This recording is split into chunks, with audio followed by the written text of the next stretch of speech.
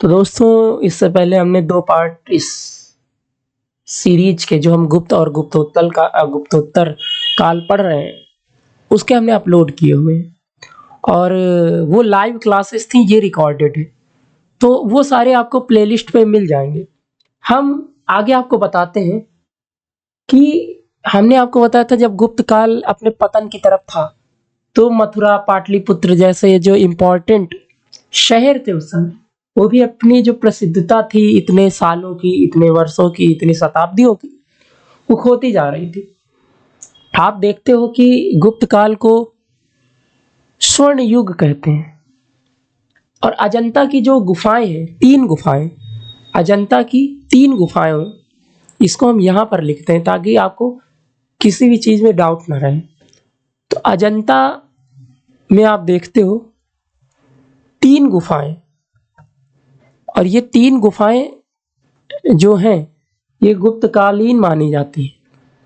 अजंता की 3 गुफाएं गुप्तकालीन हैं। और ये 3 गुफाएं कौन सी हैं? 16वीं, 17वीं और 19वीं। 16, 17, 19वीं, ठीक है। ये जो गुफाएं हैं, ये गुप्तकालीन मानी जाती हैं। इनमें 16वीं और तथा 17वीं गुफाएं विहार तथा 19वीं गुफा चैत्य है। 16वीं 17वीं जो गुफा है, ये एक तरह की विहार है। और विहार और चैत्य हमने बताया था, चैत्य जहाँ पे पूजा होती है, बौद्ध धर्म में आप बोल सकते हैं, और विहार जहाँ पे अतिथि या फिर तीर्थंकर जो है वो रुकते हैं जाकर। गुप्त वंश के शासकों ने मंदिर एवं ब्राह्मणों को अधिक मात्रा में ग्राम अनुदान किए थे। तो इन्होंने मंदिर के लिए बहुत जमीन दी और गांव ब्राह्मणों को दिए, ब्राह्मणों को गांव दान में दिए। इस वजह से आप देखोगे कि गुप्त काल में जो लोग राजकीय भूमि पर कृषि करते थे, उन्हें अपनी उपज का एक भाग राजा को कर के रूप में देना पड़ता था। तो राजकीय जो जमीन होती थी, इस पे अगर कोई खेती कर रहा है सरकारी जमीन पे, तो एक भाग उसका देना पड़ता था राजा को। और जो सामान्यतः षष्ठांश यानी 1/6 पार्ट होता था, और इसको भाग कर या फिर आप बोल सकते हो इसी को उद्रंग कहते थे, उद्रंग या फिर भाग कर कहते थे, ठीक है। ये सारी चीजें आपको आई थिंक क्लियर होगी। तो एक अभी तक, अच्छा, प्राचीन भारत में सिंचाई कर को उदक भोग कहते थे। उदक भोग क्या था?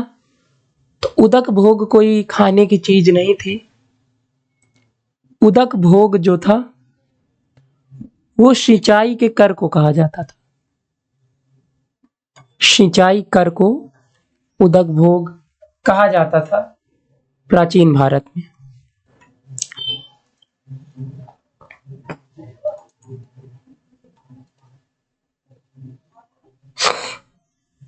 हिरण्य एक कर था। हिरण्य ये नकद कर होता था जो पैसे के रूप में लिया जाता था। ये कब लिया जाता था? मौर्य काल में। और आप देखोगे रेशम के लिए गुप्त और गुप्तोत्तर काल में जो रेशम है, इसके लिए एक वर्ड यूज होता था जिसका नाम है कौशेय। कौशेय रेशम को बोला जाता था गुप्त और गुप्तोत्तर काल में, ठीक है। गुप्त और गुप्तोत्तर काल में आप देखोगे रेशम को कौशेय बोला जाता था। 3री शताब्दी में वारंगल लोहे के यंत्रों उपकरणों हेतु प्रसिद्ध था। तो 3rd सेंचुरी में आप देखोगे जो वारंगल है, वारंगल ये जो जगह है, ये आपको देखने को मिलती है लोहे के यंत्रों और उपकरण, यंत्र मशीनरी वगैरह जो उस समय होती होगी उपकरण के लिए प्रसिद्ध था वारंगल। गुप्त काल में लिखित संस्कृत नाटकों में स्त्री तथा शूद्र प्राकृत भाषा बोलते थे। तो जो संस्कृत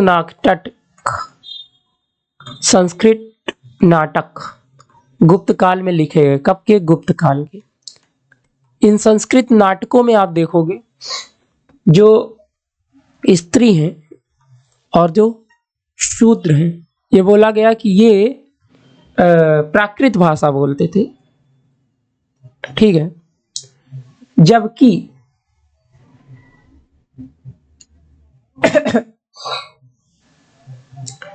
उच्च वर्ण के लोग संस्कृत, तो ये सारी बातें यहां पर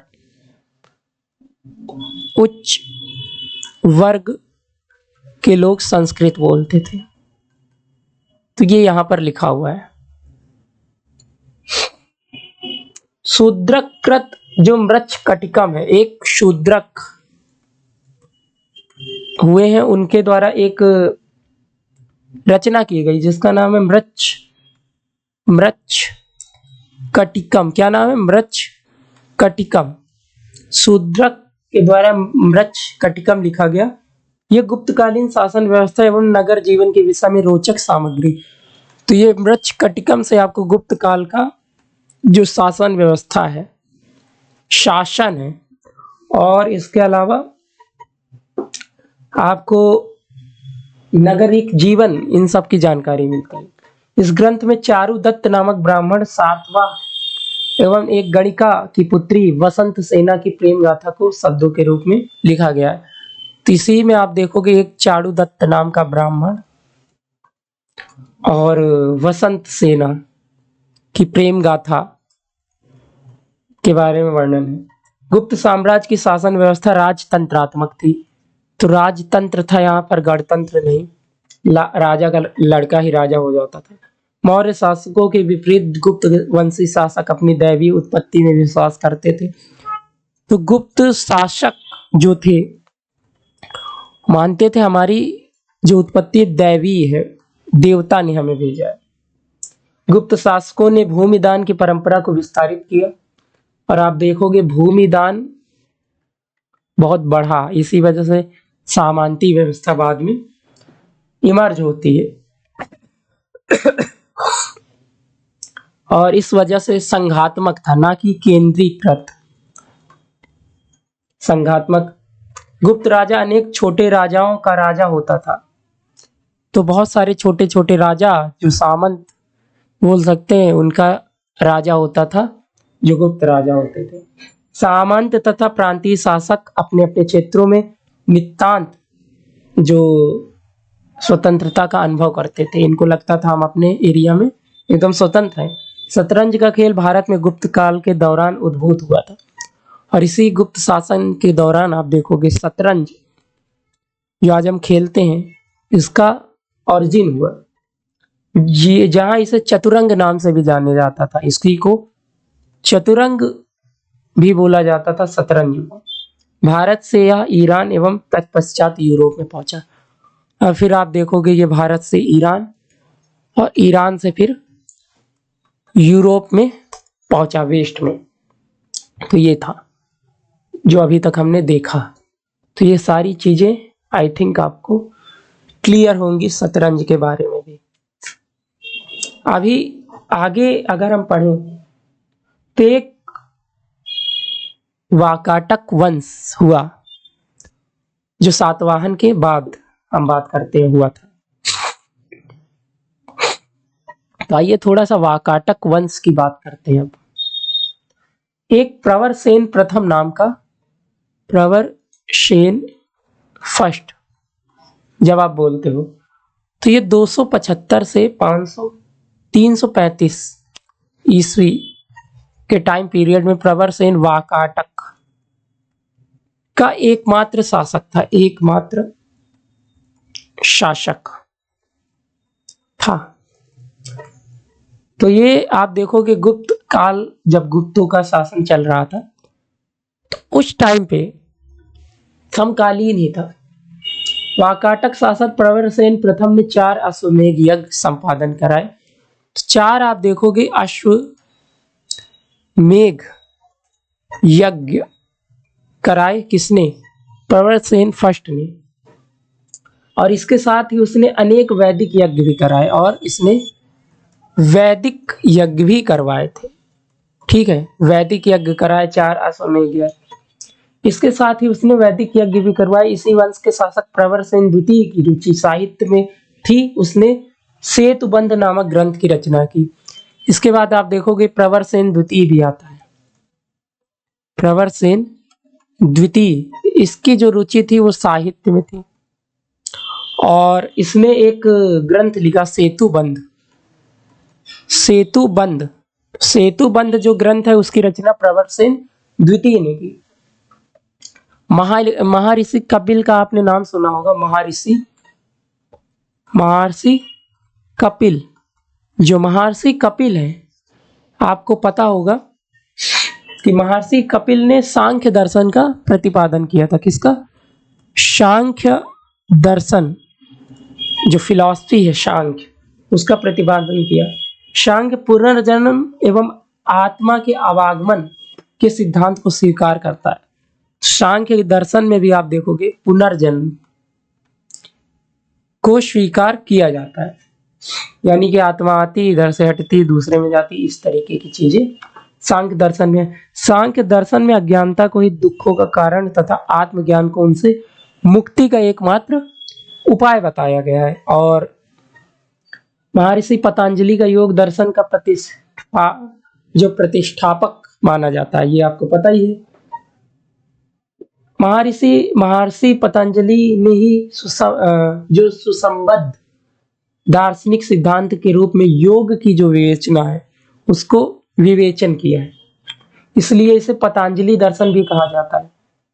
नव्य न्याय संप्रदाय का प्रवर्तन मिथिला के आचार्य गंगेश उपाध्याय युग प्रवर्तक, जो आप देखते हो कृति है, इनकी तत्व चिंतामणि से हुआ है।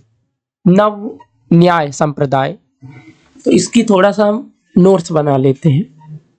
नव न्याय संप्रदाय, नव न्याय संप्रदाय, ये आप देखोगे इसका जो प्रवर्तन है मिथिला के एक आचार्य हुए हैं, मिथिला के आचार्य हुए हैं, जिनका नाम था गंगेश उपाध्याय। गंगेश जो उपाध्याय जी हैं, उनकी युग प्रवर्तक एक कृति है और इसका नाम है तत्व चिंतामणि। तत्व चिंतामणि ये किसकी है? गंगेश उपाध्याय की। ये मिथिला के आचार्य थे, नव न्याय संप्रदाय के ये प्रवर्तक माने जाते हैं। तत्व चिंतामणि इनकी युग प्रवर्तक एक कृति है। इसके संवर्धन के लिए बंगाल के नवद्वीप के न्यायिक वासुदेव सार्वभौम, दिदीतकार रघुनाथ शिरोमणि तथा मथुरानाथ जगदीश एवं गदाधर भट्टाचार्य सुप्रसिद्ध हैं। तो वो आप देखोगे इसको बढ़ाते हैं। तो ये इंपॉर्टेंट जो नाम है वो हम यहाँ पर लिख देते हैं, किसने किसने इसका संवर्धन किया। तो उसमें आप देखोगे वासुदेव सार्वभौम, वासुदेव आप याद रखिएगा, सार्वभौम, और आप याद रखिएगा यहाँ पर दिदीतकार, दिदीतकार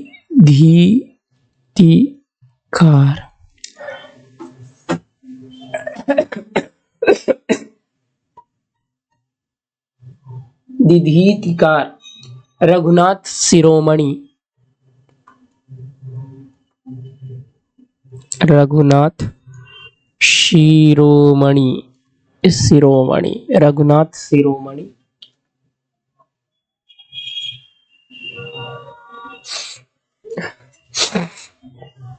और जगदीश एवं गदाधर।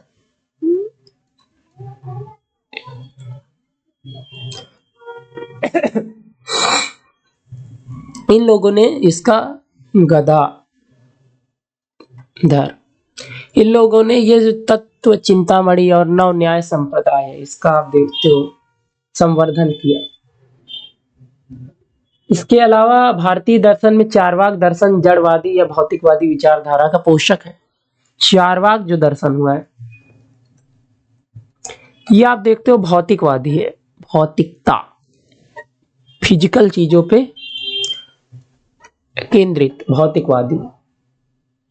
इस दर्शन का आदर्श है कि वही है कि चाहे भले कर्जा लेकर घी पियो लेकिन मौज से जियो, जब तक जीवित रहे सुख से जीवित रहे, उधार लेकर घी पिए, क्योंकि देह को भस्म हो जाना एक दिन, है ना, और पुनर्जन्म वगैरह कुछ नहीं होता है। ऐश करो, ये 4 वाक दर्शन का आप बोल सकते हो कि आदर्श है। न्याय दर्शन का प्रवर्तन जो किया वो गौतम है। न्याय दर्शन का प्रवर्तन किसने किया? गौतम।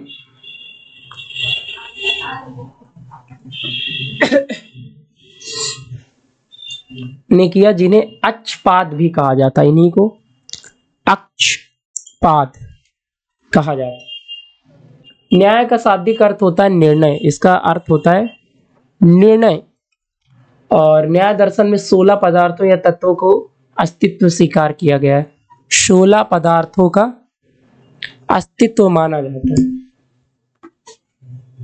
न्याय दर्शन का मूल ग्रंथ गौतम कृत न्याय सूत्र है। तो इसका न्याय सूत्र जो है किसने लिखा है? इन्हीं ने।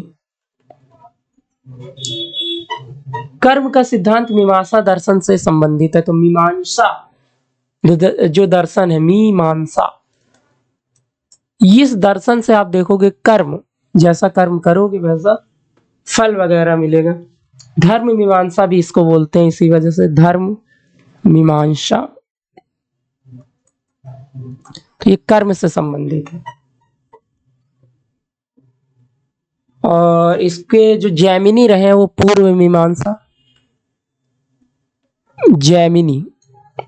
जैमिनी ने जो पूर्व मीमांसा, इसका आप देखोगे प्रतिपादन किया। मीमांसा के प्रखर एवं उद्भट आचार्य थे, जिनका नाम था कुमारिल भट्ट। इनको, जिनकी गणना भारतीय दर्शन के मूर्धन्य आचार्यों में की जाती है, जिन्होंने अपने प्रमुख तर्कों से बौद्ध धर्म तथा दर्शन का खंडन करके वैदिक धर्म तथा दर्शन की पुनः प्रतिष्ठा की। पूर्व मीमांसा और वेदांत के बीच की श्रृंखला माना जाता है। तो जो आप देखते हो पूर्व मीमांसा और वेदांत, इनके बीच अगर किसी को माना जाता है श्रृंखला में, तो कुमारिल भट्ट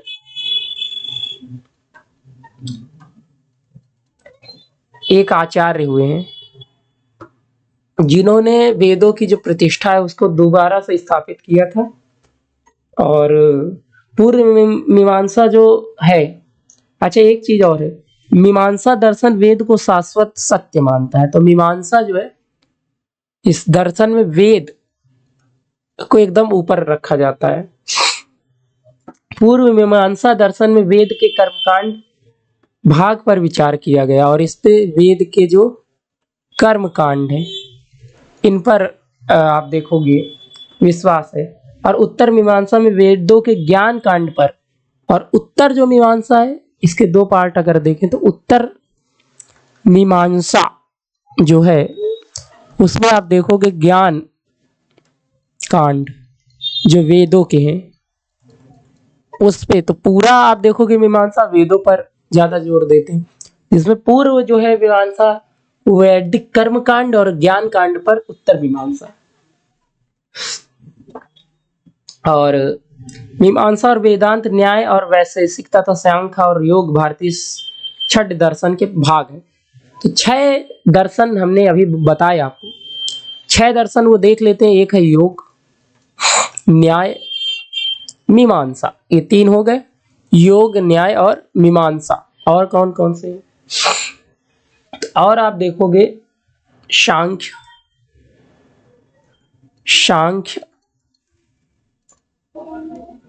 वैशेषिक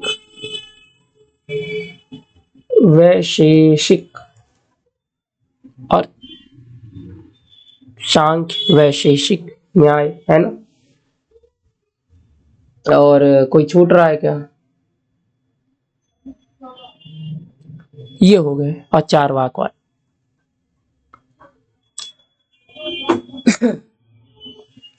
सांख्य, योग, न्याय, वैशेषिक, पूर्व मीमांसा और वेदांत। यहाँ पर वेदांत को बेसिकली रखिए, वेदांत, वेदांत जो कि उत्तर मीमांसा है, उत्तर उत्तर मीमांसा, वो ज्यादा सही है ना। और भी बहुत सारे दर्शन, तो ये छठ दर्शन आस्तिक दर्शन कहे जाते हैं, है ना, क्योंकि ये आस्तिक है।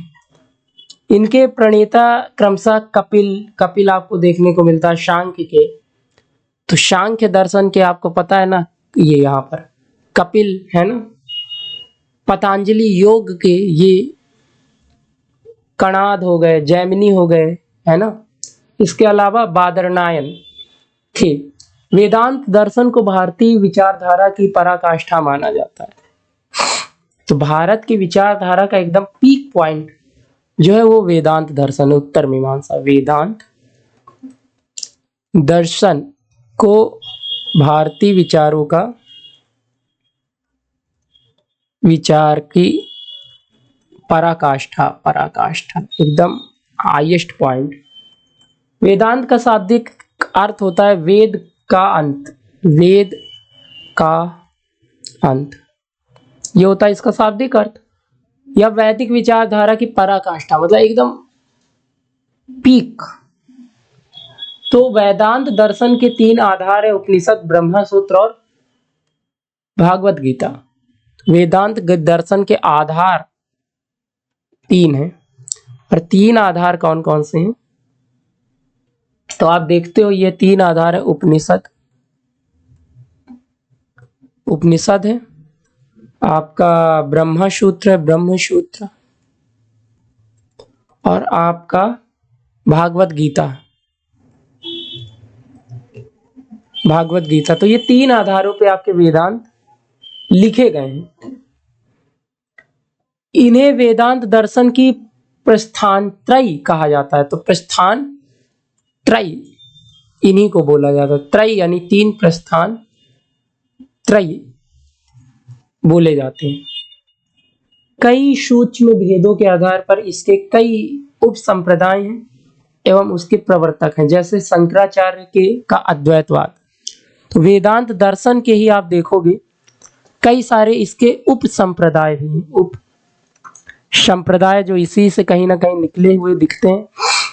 तो शंकराचार्य का है एक, आप देखोगे अद्वैतवाद, अद्वैतवाद।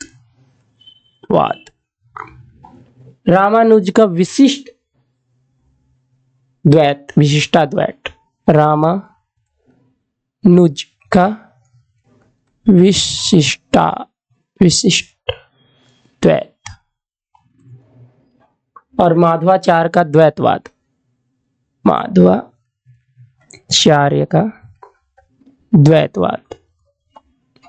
ये सारी चीजें, तो शंकराचार्य का अद्वैतवाद, रामानुज का विशिष्टाद्वैत और माधवाचार्य का द्वैतवाद।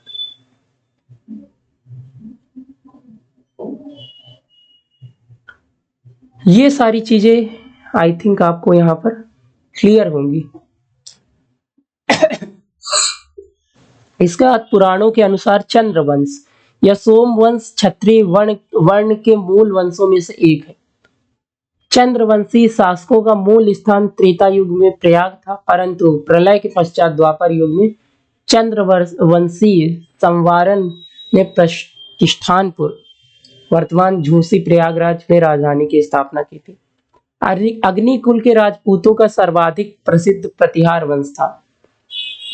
तो जो अग्निकुल के जो राजपूत थे, अग्निकुल के राजपूत, ये आप देखोगे इनका प्रसिद्ध एक वंश था, वो था प्रतिहार वंश, प्रतिहार वंश। ठीक है। गुर्जरों की शाखा से संबंधित होने के कारण, और ये गुर्जरों की शाखा से संबंधित है ना, इतिहास में गुर्जर प्रतिहार वंश के नाम से जाना जाता है। तो गुर्जर प्रतिहार वंश गुर्जर जाति का प्रथम उल्लेख पुलकेशिन वंश के नाम से जाना जाता है। तो प्रथम उल्लेख पुलकेशिन वंश के नाम से ये जाना जाता है। गुर्जर जाति का प्रथम उल्लेख हमने देख लिया। बाणभट्ट के हर्षचरित में भी गुर्जरों का उल्लेख मिलता है। तो बाणभट्ट का हर्षचरित है, इसमें भी आपको गुर्जर उल्लेख मिलता है। गुर्जर प्रतिहार वंश का संस्थापक जो था इस वंश का, तो वो आप देखोगे नागभट्ट प्रथम। कौन है? नागभट्ट फर्स्ट। और ये 730 से आपको देखने को मिलता है। 756 ईस्वी तक का जो टाइम था यहाँ पर देखने को मिलती है। ग्वालियर एक अभिलेख है, ग्वालियर अभिलेख, ग्वालियर अभिलेख। जो ग्वालियर का अभिलेख है, इससे पता चलता है कि उसने मलेच्छ शासक की विशाल सेना को नष्ट कर दिया। किसने? नागभट्ट फर्स्ट ने। मलेच्छ नामक एक शासक की विशाल सेना थी, इसको नष्ट किया, जो संभवतः सिंध और अरब का शासक था। तो ये कहाँ का था? सिंध और अरब का शासक था।